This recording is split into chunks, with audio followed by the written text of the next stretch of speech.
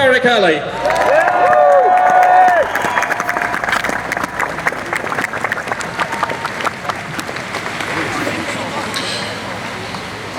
Dear friends, coming back from a country a few days ago which is bombed by terrorists virtually every week, a country called Pakistan,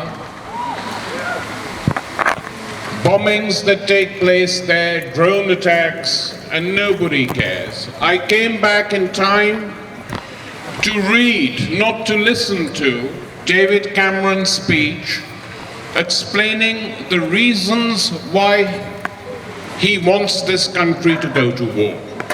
It is the most incoherent set of arguments I have ever heard. I mean, judged even on their own merits, they simply don't make sense. Because he can't explain how, when they wanted to bomb Damascus and the Assad regime not so long ago, those same people are now deciding that they want to go to bomb ISIS. The same people, changing their minds in a matter of months. The enemy's changed, or has it? Because let's be straightforward about this. If you want to go and destroy ISIS, there are 2 points to be made.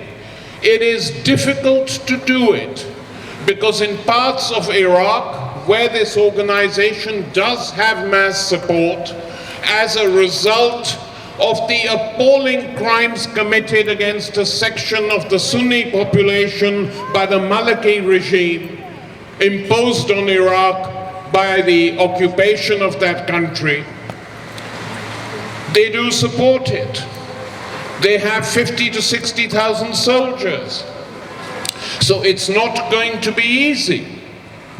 Secondly, in order to get rid of ISIS, you have to get rid of the conditions that created ISIS.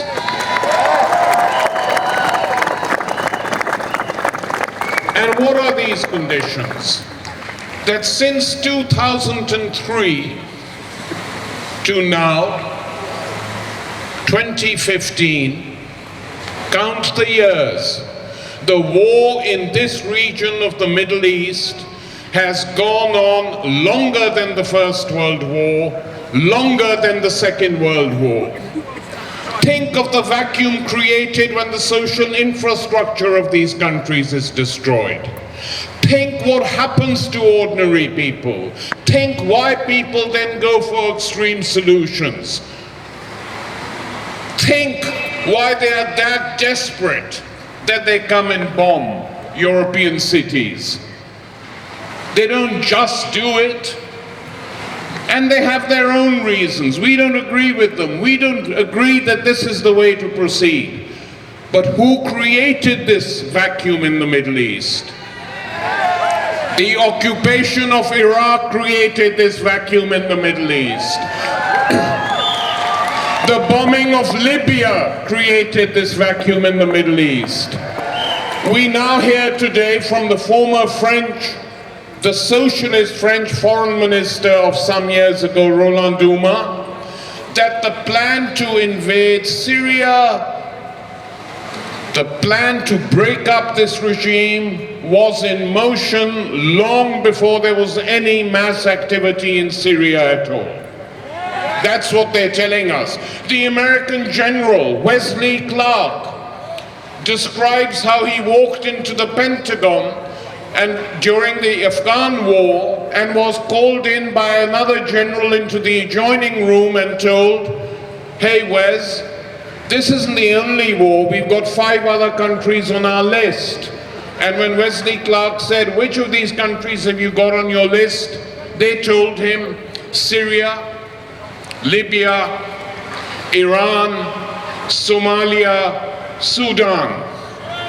And they've been waging war in different ways against these countries. They've wrecked them. Remember all the newspaper columnists and members of parliament who defended the bombing of Libya? defended the 6-month NATO attack on Libya. They still haven't told us how many people they killed. They killed between 20 and 30,000 people. And for what? To see Libya divided into 3 entities, each and every one of them run by different sets of groups. ISIS controls large parts of the country, Al-Qaeda other parts of the countries, and local jihadis the third. Is that why you invaded Libya? Bombed it, sent in your Chinese slickly dressed businessman and said, this is the Prime Minister. Where is the Prime Minister? He disappeared within months. And you're going to do the same now to Syria? Well, it can't be done, because one big change has happened, just speaking geopolitically.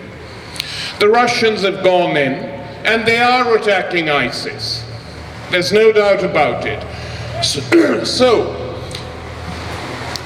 if the aim is to destroy ISIS, it's better, even with ISIS, if this is done by people themselves who live in that region. But if that is your aim, then you should be fighting side by side with Assad and the Russians. That's the logic. But the fact is, I don't think they're going there to fight ISIS, because there are a number of wars taking place. There's the war in Syria between the embattled Assad regime and the jihadi groups. Al-Qaeda on the one hand and ISIS on the other. This notion that there is a liberal third force is nonsense. 70,000 people collected together by the CIA? No, it's not true, it's a lie. If they have collected a few thousand people, have no doubt, once they arm and put them in the field, they will desert to the other groups fighting in that country. So it's not going to work. That's the war in Syria. Then there's the rivalry between America and Russia to see who can sort it out quicker. Then there's the war that is going on in Turkey between Erdogan on the one hand and the Kurdish population on the other. And then there is the war in Britain. Let us not forget. The war waged by the overwhelming bulk of the British media to try and get rid of Jeremy Corbyn as leader of the Labour Party. I have to confess that it's very difficult for me to look at Hillary Benn any longer. I'll tell you why. You see the face, you see the gestures, the body language is that of his father, the voice is that of his father, the ideas belong to George Bush and Tony Blair. And so the war against Jeremy Corbyn has got mixed up in all this. This war drive to send bombers into Syria is caught up now with trying to get rid of Corbyn. You just read to a appalling Blairite columnist in today's Guardian, which I haven't read but which has been pointed out to me, because I don't read the Guardian anymore. Two main columnists not attacking the war, not attacking the irrationality of it, but attacking Jeremy Corbyn on the grounds that he is paving the way for the Tories. When what we are being offered by the yesterday's folk in the Labour Party, what we're being offered is Toryism. They wanted to vote for the budget of the Tories, they want to vote for the Tory war. So what's the difference between you and the Tories?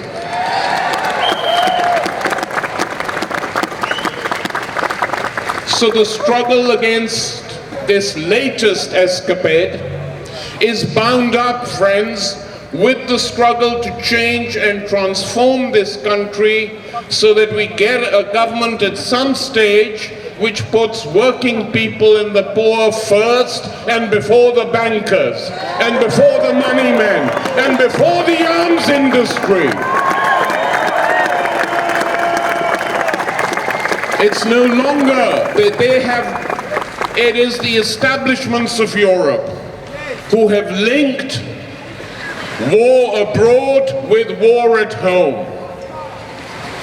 A state of emergency in France, extra surveillance here, creating conditions in the Middle East which will send more refugees pouring out, because that's what people do when they have no alternative left. It will increase, not decrease, terrorism, regardless of whether the present leadership of ISIS is destroyed or not, because you have created in the Middle East a situation which is not going to change unless all Western troops are withdrawn. Two big things in the Middle East remain unsolved. The tragedy of Palestine, which is almost forgotten. The tragedy of Palestine that is almost forgotten, and the obscenity of the Wahhabi regime in Saudi Arabia. You support the Saudis, Cameron and friends, you support the Saudis, you bow before them, you fall on your knees before them for their money, for their wealth. And that is the head of the octopus. Saudi Arabia, that's the head of the octopus. And then you support Israel unconditionally when it carries out continuous atrocities against the Palestinian people, and you want us to believe you're for human rights? We don't believe it. And as for these Labour members of Parliament, fighting and threatening their leader, saying they want a vote of conscience. Yes, I want blood on my conscience. Let me decide whether my conscience will be bloody or not. I say shame on you.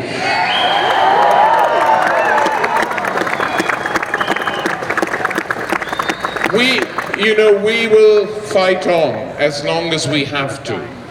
Stop the war, despite criticisms of it, despite the slanders launched against it, exists. They did a lot to try and stop us, to attack us, but we have carried on, and we will carry on. And this is not the only meeting taking place today. There are meetings taking place in 20 other city centres of Britain.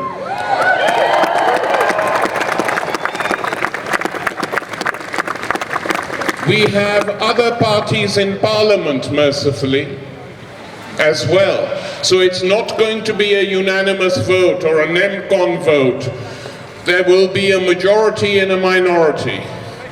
And from this platform, I think we should thank the Scottish National Party. All its members of Parliament have been instructed to vote against the bombing of Syria. All of them.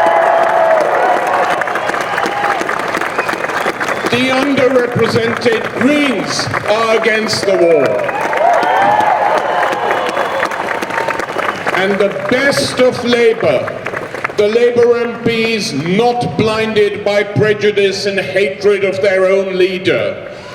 The most left-wing leader this party has ever had as far as imperialism is concerned. He's more left-wing than Attlee, who's constantly talked about, because Attlee voted for bombing and nuking Japanese cities. Don't forget that. There is a tradition within the Labour Party staunchly tied to imperialism. And there is a tradition within the Labour movement staunchly hostile to imperialism. And we are with that current which has been staunchly hostile to imperialism. So friends, let us end